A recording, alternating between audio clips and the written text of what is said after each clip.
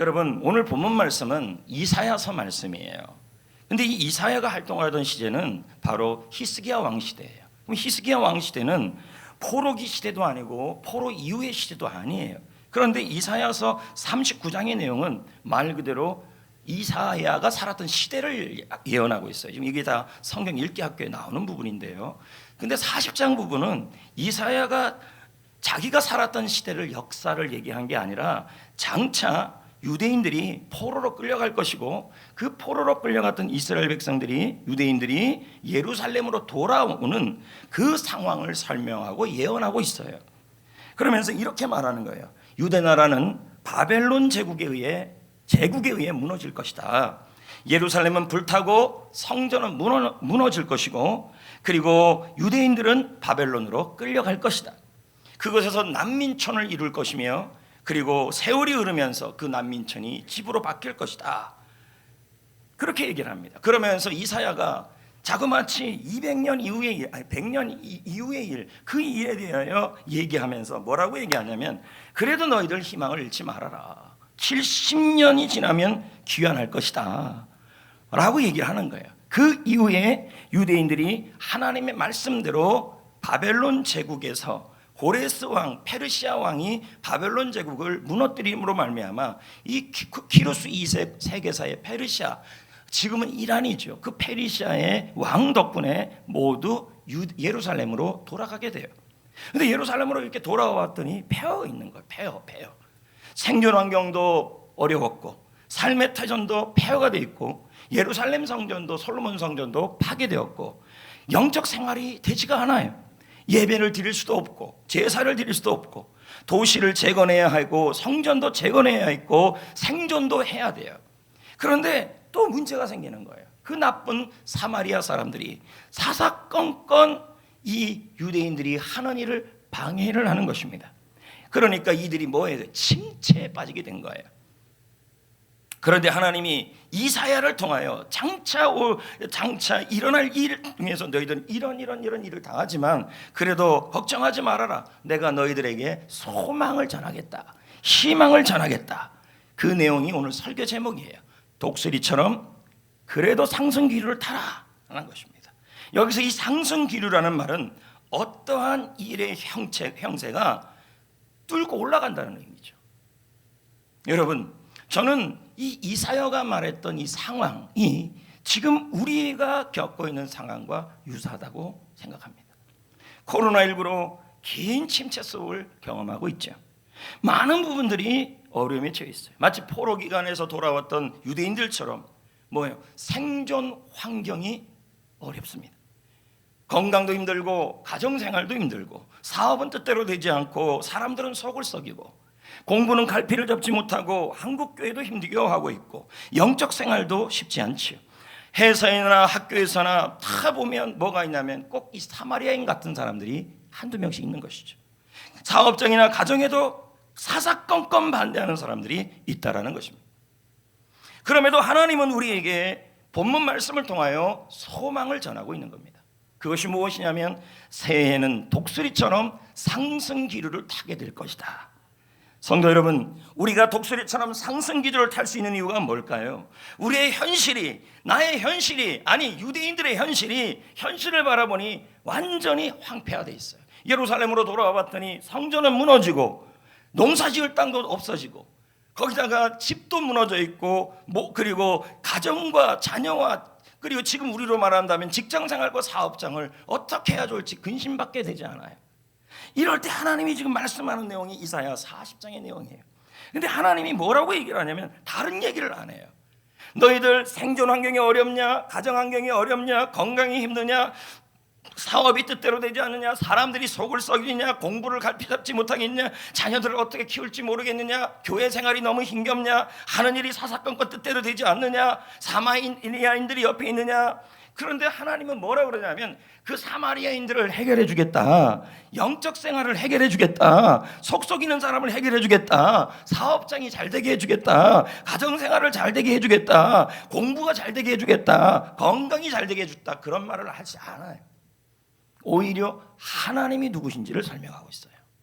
볼까요? 이 말씀에 뭐라 그럽니까? 하나님이 야, 너희들 생존 환경이 어렵냐?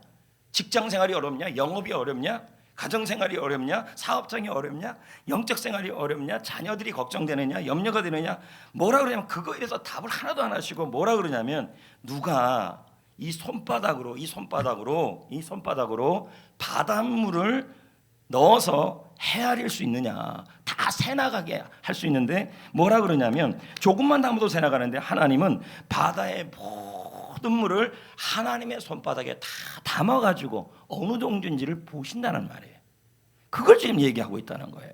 여러분, 태평양, 대서양, 인도양 물을요 하나님의 손바닥에 다 붓고 태평양은 바닷물은 지구의 4분의 1이나 돼요. 어마어마한 양의 물을 지금 뭐라고 하나님이 설명하고 있냐면 하나님의 손바닥에 지구의 물을 다 부어도 새지 않는 손바닥이라는 거예요. 그냥 그 얘기만 하시는 거예요. 왜 하나님은 자기 백성들에게 손바닥 얘기를 하셨을까요? 바닷물을 일반적으로 물을 부으면 다 새나가는데 이 지구의 모든 물을 하나님의 손바닥에 붓는다 할지라도 하나도 새나가지 않을 거다. 무슨 말일까요? 이거예요. 너희들 지금 생존 환경이 어렵냐? 영적 생활이 어렵냐? 물질 환경이 어렵냐? 걱정하지 말아라. 내 손으로, 하나님의 손으로 너희들을 붙들겠다 이 얘기예요. 자, 볼까요? 한 장 뒤에 가면 다시 한번 이사야가 이런 말씀을 해요. 41장 13절 읽어볼까요? 시작. 나 여호와 너희 하나님이 내 오른손을 붙들고 내게 이르기를 두려워하지 말라. 내가 너를 도우리라. 그러니까 하나님의 손바닥에 대한 얘기를 왜 했냐면 하나님의 손은 전 세계의 물을 다 집어넣어도 그대로 다 담을 수 있는 물이고 그 손에 어느 정도의 물이 찰 수 있는지를 설명하는 하나님의 손에 대한 능력을 설명하는 거예요. 생존 환경이 어렵고 영적 생활이 어렵고 사마리아인들이 방해를 하고 미래가 걱정이 되고 자녀를 어떻게 키울까 염려가 되고 그리고 삶의 터전이 전부 염려가 되어도 그거 보지 말고 내 손을 보라는 거예요. 하나님의 손바닥을 보라는 거예요. 하나님의 손이 여러분을 붙들고 도와주실 거라고 약속하고 있는 거예요. 그 손이 능력의 손이라는 거예요. 12절 말씀도 계속 볼까요? 말씀이요. 그 다음에 뭐라고 나와요? 뺨이 나와요. 여러분 이건 손바닥인데 손바닥을 딱 펴면 뭐가 돼? 이걸 뭐라 그래요? 한 뼘, 두 뼘, 세 뼘 그래야 안 그래요? 그렇죠? 근데 지금 주님이 뭐라 그럽니까? 12절에 뺨으로 시작. 뺨으로 하늘을 쟀다. 하나님의 손으로 뭘 재어요? 우주를 잰다는 말이에요. 그러니까 지금 너희들 형편이 어렵냐, 물질이 어렵냐, 삶의 환경이 어렵냐, 생존 환경이 어렵냐, 사는 게 벅차냐, 그리고 사마리아인들이 고생시키느냐, 그거 보지 말고 내가 누군지를 좀 알라는 거예요. 1924년 에드원 허블은 우주를 볼 수 있는 망원경을 발견했어요. 그 망원경 이름을 허블 망원경이라고 그래요. 근데 이 망원경을 허블은 우주를 보려고 만든 것이 아니라 어떻게 하는데 그 과학자들이 그냥 하늘을 향해 우주를 향해서 이렇게 딱 비춰놨어요. 그랬더니 이게 은하수거든요. 푸른 하늘 은하수, 하얀 쪽배기 이 은하수예요. 우리가 살고 있는 이 은하수는 수많은 별들이 있어요. 예? 자그마치 3천억 개의 별이 들어있어요. 딱 봤더니 저런 은하수가 3천억 개 되는 은하수가 자그마치 저거 정도가 아니라 수많은 은하수가 저거 말고 다른 은하수가 수없이 있다는 것이 그 망원경에 보게 된 거예요. 여러분, 우리 하나님은 어떤 분이에요? 저 우주를 만드신 분. 저는 세가족 공부 때 일과 때 그런 얘기를 해요. 하나님께서는 우주를 만들고 나서 저 우주가 조금도 흐트름이 없이 만약에 저기서 조금만 질서가 무너지면요 전 우주와 전 세계는 폭발이 일어나요. 근데 정확하게 돌아가고 있어요. 요즘 이제 하는 세가족 공부죠. 그 전에 못 했던 분들은 하나도 안 가르쳐 준 거예요. 다시 해요, 여러분. 그런데 저 우주가 별일 없이 정확하게 돌아가요. 그래서 이걸 과학자들은 천문학자들은 뭐라 그래요? 우주는 지금 미세한 조종을 받고 있다. 그 조종 배후에 지적 설계자가 있다. 배후에 하나님이 없으면 우주는 저렇게 질서 있게 돌아갈 수가 없다. 여러분, 하나님은 광대하신 분이에요. 그러니까 지금 이스라엘 백성들에게 뭐라 그러냐면 너희들 돌아왔는데 생존이 폐허가 됐냐? 너희들 돌아왔는데 먹고 살기가 힘드냐? 너희들 돌아왔는데 몸이 아프냐? 너희들 돌아왔는데 교회가 무너져 있냐? 너희들 돌아왔는데 사마리아인들이 고생시키느냐? 너희들 돌아왔는데 삶이 걱정되느냐? 도대체 왜 그것만 보고 있냐는 거예요. 내가 누군데? 나는 하나님이다. 나의 손은 바닷물을 담을 수 있는 손이고 나의 손은 우주를 잴 수 있는 손이다. 내가 너희를 나의 손으로 붙들어주고 나의 손으로 도울 것이라고 지금 말하는 거예요. 말씀하고 너무 걱정이 많아요. 왜 하나님이 그렇게 작은 분입니까?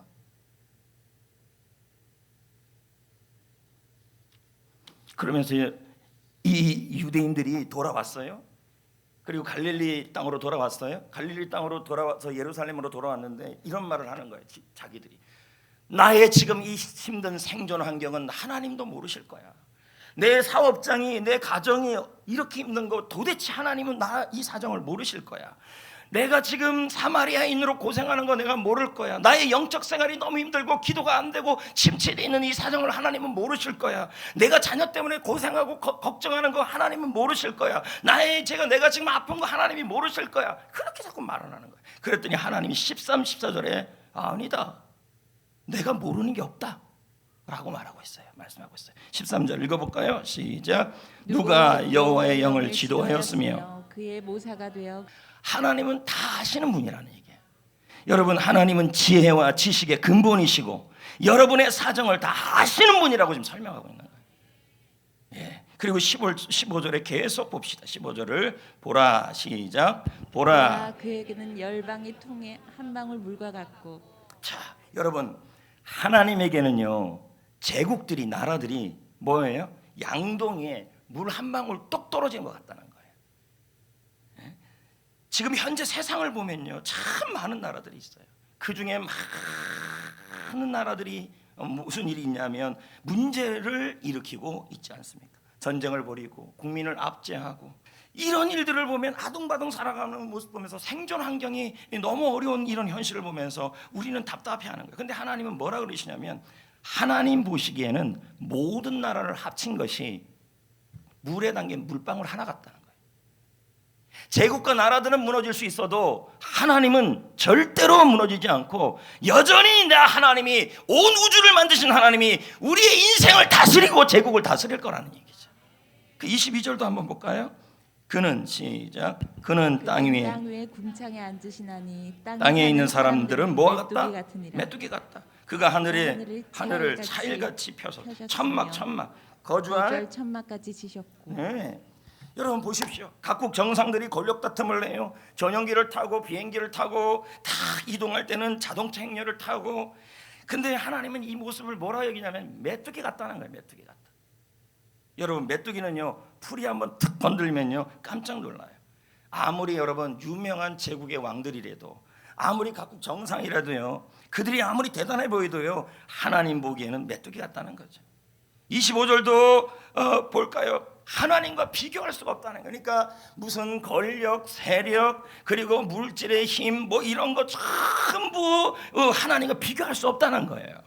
그걸 대답으로 주고 있는 거예요. 계속 25절 읽어볼까요? 시작. 거룩한 이가 이르시되 그런즉 너희가 나를 누구와 비교하며 나를 그와 동등하게 하겠느냐 하시니라. 여러분이 믿는 하나님, 우리가 믿는 하나님은 온 세상을 지으신 분이시며 밤하늘의 별도 지으신 분이시며 여러분 할렐루야.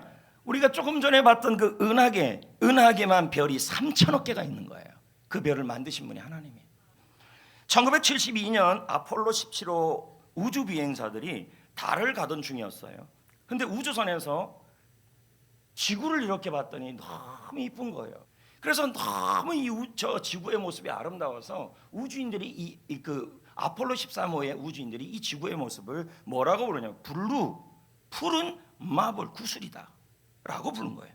근데 이 의미가 좋은 의미가 아니야. 너무너무 이쁜데 깨질 것 같다는 말이에요. 그래서 우주 비행사들이 이걸 보면서 뭘 느꼈냐면 광활한 우주에서 지구는 정말 티끌 같다. 한번 보십시오. 전 우주에 은하계에 있는 별의 숫자가 어마무시해요. 그럼 이 지구는요 그냥 점이에요, 점. 그 안에 있는 나는요, 여러분은요 보이지도 않아요. 그러면서 이 우주 비행사들이 무슨 말을 했냐면 왜 저곳에서 저 점과 같은 곳에서 왜 저렇게 아둥바둥 살까? 왜 저곳에서 생존이 어렵다, 물질이 어렵다, 그리고 영적 생활이 어렵다 하면서 아등바등 저 지구에서 뭘 좀 죽기 살구로 저렇게 살아갈까? 자기의 존재가 너무 작게 느껴지는 거예요. 그러면서 이 우주를 만드신 하나님에 대한 그 광활함에 그들은 감탄을 했고, 그리고 이 지구를 바라보면서 이 지구나 이 우주가 조금도 어긋남이 없이 정밀하게 돌아가는 그 모습에, 이건 배우의 지적 설계자가 없으면, 하나님이 없으면 안 돌아가는 것이다. 지구가 여러분 23.5도에서 1도만 기울거나 잘못되면요, 우리 중에서 살아있을 사람이 한 명도 없어요. 근데 정확하게 23.5도를 정확하게 하면서 자전 공전을 하고 있는 거예요. 이건요, 하나님이 배후에서 정밀하게 인도해 주니 우연히 저렇게 될 수 없다고 그들이 경험한 거예요. 그러면서 그들은 생각을 해요. 내가 그동안 먹고 살기 위해서 아둥바둥 살았는데, 이제 나는 진짜 하나님을 인정하고 우주를 만드신 하나님을 인정하고 하나님이 원하시는 사명을 위해 살겠다라고 다 결단을 해요. 이 우주를 나갔던 사람들이 거의 다 인생이 바뀌어요. 왜? 너무 이 지구가 이 티끌같이 보이기 때문이에요. 도대체 여러분은 이 작은 곳에서 우주에 비하면 하나님은 그렇게 광대하신데 여기서 왜 이렇게 아둥바둥? 생존 환경은 왜 이러지? 먹고 사는 건 왜 이러지? 예배를 드릴까 말까? 셀 모임을 갈까 말까? 정말 별거 아닌 것 같고 지금 고민하고 있다. 이 우주를 만드신 하나님이 여러분 보고 예배하라 그러는데, 이 우주를 만드신 하나님이 여러분 보면서 뭐라 그래요? 나를 통해 세상을 살려달라, 나를 대신해서 영혼을 구원해달라, 그렇게 말씀하시는데, 근데 우리는 뭐라 그래요? 그거 뭘로 해요? 셀 모임은 뭘로 가고 전도는 뭘로 하고 예배는 왜 드려요? 대충 드려요. 여러분 그럴 수 없죠. 우주를 만드신 하나님이 여러분을 사랑하고 계시는데요. 그리고 여러분 이 땅에 여러분이 단지 돈 벌기 위해서, 단지 여러분에게 아둥바둥 살기 위해서 여기서 온 게 아니라, 여러분 하나님의 백성은 생존 때문에 죽을 일은 없어요. 단지 사명을 잃어버려서 죽는 거죠. 여러분의 사정을 주님이 모를까요? 왜 몰라요? 다 아시는 분이시죠. 오늘 말씀에 나오는 유대인들은요, 포로로 잡혀가 있다가 이제 고국으로 돌아와요. 제가 아까도 말했지만 생존 환경이 말이 아니에요. 지금 우리같이 성전도 무너지고 예배도 무너지고 일어나려고 하면 사마리아인들이 방해하면 우리는 생각해요. 저 사마리아인 저 사람 좀 없었으면 좋겠다. 근데 하나님의 눈에 보기에는요, 우주를 만드신 하나님의 눈에 보기에는요, 우리가 너무 웃겨요. 너무 아둥바둥한다는 거예요. 그러면서 그들은 속이 상했어요. 그래서 이런 말을 해요. 우리가 이렇게 힘든데, 우리의 생존 환경이 이렇게 힘든데, 성전이 무너지고 있는데, 사람 때문에 힘든데, 자녀가 힘든데 하나님은 관심이 없다. 유대인들이 그렇게 말을 하고, 나는 이렇게 억울한데, 나는 이렇게 답답한데 전혀 신경 쓰지 않는다고 말을 하고 있는 거예요. 그래서 하나님이 말씀하시죠. 27절에, 40장 27절에, 야곱아, 유대인들아, 여러분에게 하는 말이죠. 어찌하여 내게 말하며, 하나님께 말하며, 이스라엘아, 유대인들아, 생존 환경이 어렵다고 하면서 내 사정을 모른다고 하는 너희들아, 내게 이르기를, 내 길은 여호와께 숨겨졌다, 내 억울함은 하나님께서 벗어났다 하느냐라고 지금 말하고 있다는 거예요. 하나님 관심이 없대요. 내가 사는 게, 먹고 살기가 이렇게 힘들고, 자녀 키우기도 어렵고, 물질 환경도 어렵고, 삶의 환경도 어렵고, 영적 생활도 어렵고, 사람 때문에 힘들고, 건강도 너무 힘든데 하나님이 나에게 관심이 없다는 거죠. 근데 하나님이 말씀하는 거죠. 지금 계속 말하는 거예요. 나는 창조한 하나님이다. 나는 우주를 만드신 하나님이다.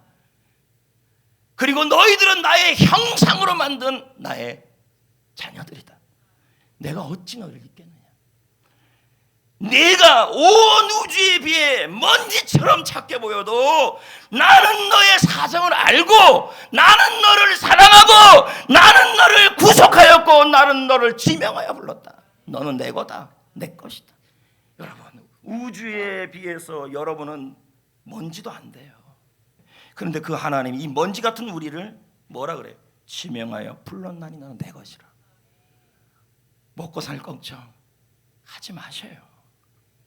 하나님의 손이 붙들어줘요. 새해를 시작하는 여러분, 이사야 43장 1절에 뭐라 그럽니까? 너는 두려워하지 말아라. 생존 환경이 어려워도, 영적 환경이 어려워도, 자녀가 걱정이 되어도, 먹고 살기 너무 어려워도 두려워하지 말아라. 내가 너를 구원하였다.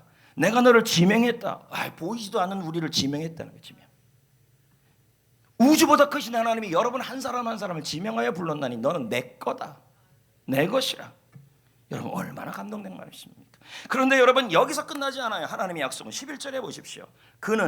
하나님은 목자같이 양떼를 뭐예요? 양떼를 뭐 하셔요? 하나님이 여러분을 먹이신대잖아요 지금요. 그리고 품에 안으신대요. 그리고 인도하신대요.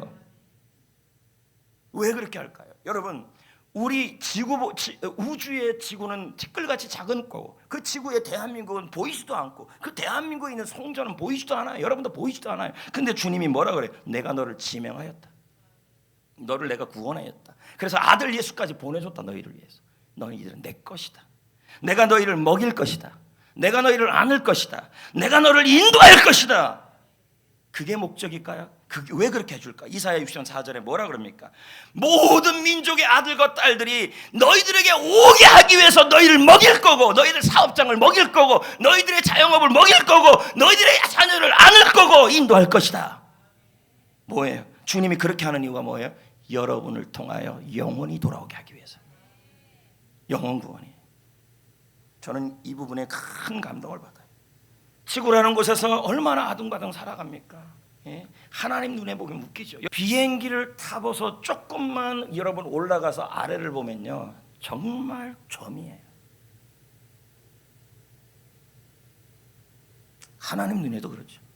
근데 그 점에서 우리는 뭐 합니까? 생존 환경, 목회 환경, 영적 생활 너무 힘겹고 어려워서 소망이 있을까? 하나님은 모르실 거야. 오늘 자꾸 유행가가 생각이 나네요. 당신은 모르실 거야. 자꾸 이렇게 얘기를 하는 것입니다. 그러면서 사사건건 우리를 막는 사마리아인들이 우리 주위에 많아요. 근데 하나님 눈에는 다 별게 아닌 것처럼 보이는 거예요. 그 못된 사람들도. 근데 그 하나님이 우리에게 말을 하는 거예요. 말씀하는 거예요.